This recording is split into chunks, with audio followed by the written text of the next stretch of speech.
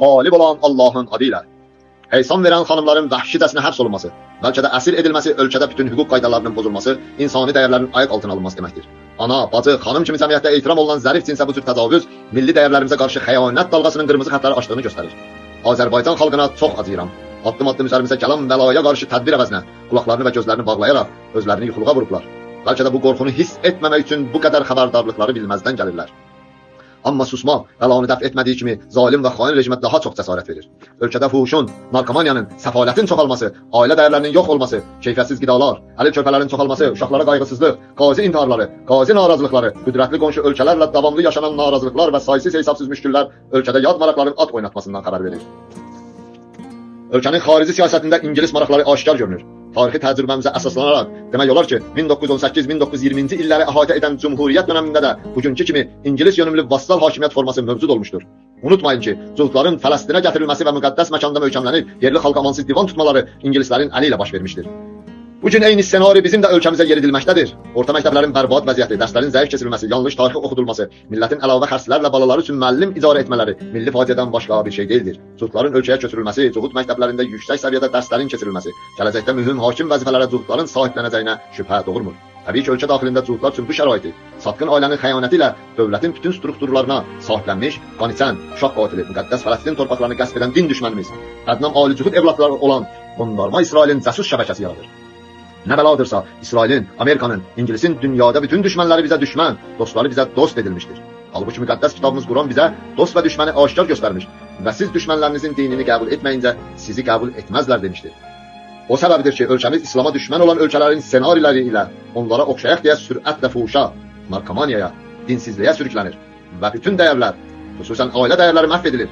Minlərlə dindar kəsimin, başda Hacı Talih olmaqla onlarla ruhani qardaşların zindana atılması, məscidlərdə onlarla əhl-i beytə bağlı din xadimlərinin vəzifədən uzaqlaşdırılması, hətta dövlətə yaxın münasibətləri qoruyan Hacı Şahinin məmmalı ölümü təsadüf deyil.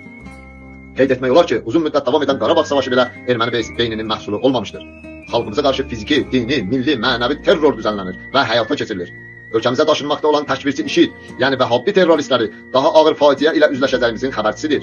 Eyni zamanda planlı olaraq boşalmaqda olan yerimizin ölkəyə daşınan cuhud siyonist evlatları ilə doldurulması prosesi artıq icra olunur. İstəyirəm aydın olsun ki, əslində zindana şər və böytanla, narkotik və ya cəsus damğaları ilə ittiham edilib əsir edilən dindarlar və qeyri-dindar kişilər, İmam Hüseyin adına verilən Eysan süfrəsində həbs olunan xanımlar Azərbaycan xalqının özüdür. Xalqımızın dini kimliyidir, imanı, namusu, qeyrətidir. Əlində qüdrət olduğu halda və Netanyahu, Trump kimi insanlıq düşmənlərini də arxasına alan Əliyev rejimi nədən qorxaraq zahirdə zəif görünən 6 xanımı həbs etsin? Axı bu xanımların qorxulu tərəfi nə? Hacı Talihin canı nə ki, bu qədər qorxuludur? Zalim hakimiyyətə ruhani və dindarlar niyə xeyr eləmir? Seyyidə Şəhlə xanım hansı gücə sahibdir ki, neçə ildir ölkəni işğal etmiş cuhudlara meydan oxuyur? Satqın ailə rejimi niyə bu xəstə xanımın qorxusundan zəncir çiynəyir? Az sayılı olan bu şəxsiyyətlər bütöv bir millətin ruhunu daşıyır. Azərbaycan xalqı Allahın inayəti ilə axirət zamanın dəhşətli qaranlığında xalqa işıqlı sabahın yolunu nişan verən Əhl-i Beyt əleyhissalamların nurundan bəhrələnmiş, cəsur evlatlarını yetişdirə bilmişdir. Həmd olsun. Bizlər talihlərin, şəhlaların timsalında Kərbala məktəbinin şagirdlərini görməkdəyik.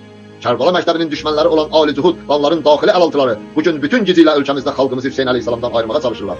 Amma biz bəyan edirik, Azərbaycan xalqının ruhu Ali Məhəmmədə məxsusdur. Azərbaycan xalqının mayası zaten Hüseyin əleyhissalamın qanı ilə yoğrulmuşdur. Siz talihləri, şəhlaları öldürə bilərsiniz, zindana ata bilərsiniz. Amma siz onların mənsub olduğu məktəbin müqabilində qiyamətə qədər məğlubiyyətə məhkumsunuz. Siz, ey Ali Cuhud, ey iblis evlatları və onların əlaltıları, biz Ali Məhəmməd evlatlarına gün kimi aydındır ki, siz zindana məhkum etdiyiniz talihin Hüseyni kimliyindən iblis bismillahdan qorxduğu kimi qorxursunuz. Eyni qorxu ilə siz Şəhla xanımın Zeynəbçi kimliyi önündə zəlil və xar olmuşsunuz. Zeynəb salamullah əleyha Yezidin sarayını viran etdiyi kimi Şəhla xanım sizin səltənət həvəsinizi qursağınızda qoyub. Ey Azərbaycana qanlı caynaqlarını keçirmiş iblis törəmələri, Siyonist Əliyev rejimi, qulaqlarınızı şəkləyin. Arxanızda Erdoğan, İsrail, İngiliz kimi türk və güclü rejimlər dayandığını iddia edirsiniz. Xalqın sizdən razı olduğunu iddia edirsiniz. O zaman zindana atdıqlarınız sizi niyə qorxudur? Hüquqlarını bərpa edin, sərbəst buraxın. Qoyun onlar da öz xidmətlərini xalqa azad ifa etsinlər. O zaman baxarıq xalq kimə xain deyir. Əlbəttə bu cəsarət sizin işğalçı, qatil, xain kimliyinizdən uzaqdır. O zaman əmin olun ki, Azərbaycanın Hüseyni kimliyi zillətdən uzaqdır. Siz Azərbaycanda Allaha müharibə elan etmişdiniz. Siz ölkəmizdə Hüseyin əleyhissalamın adından belə qorxursunuz. Azərbaycan Hüseyni millətdir. Bu səbəbdən Şiə kimliyinə düşmən kəsilmisiniz. Amma unutmayın, mütləq qalib olan Allahdır. Hüseyin sağır Allahdır. Ləbbeyk ya Məhdi.